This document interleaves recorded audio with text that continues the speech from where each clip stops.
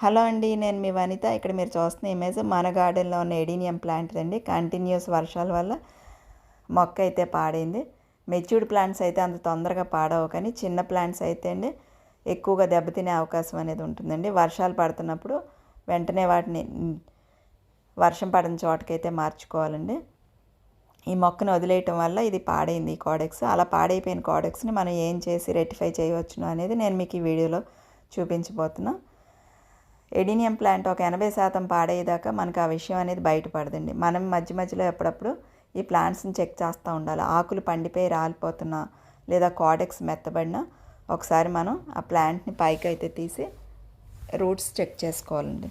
అలా చెక్ చేసినప్పుడు ఇది పాడైందనే విషయం బయటపడింది. చూసారు కదా, పువ్వు అయితే పోస్తూనే ఉంది, కంటిన్యూస్గా ఫ్లవర్స్ అయితేనే వస్తూనే ఉన్నాయి, కానీ దీని కోడెక్స్ అనేది మెత్తబడిపోయిందండి.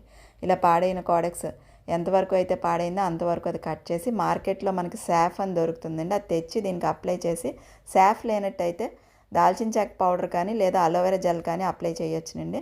అలా అవి అప్లై చేసిన తర్వాత ఒక వారం రోజులు బయట వదిలేసి శాండ్లో పెట్టుకోవాలి. ఇసుకలో నాటుకున్న తర్వాత అవి రూట్స్ ఫామ్ అయిన తర్వాత మళ్ళీ నార్మల్ సాయిల్లోకి అయితే మార్చుకోవాలండి. Thank you for watching.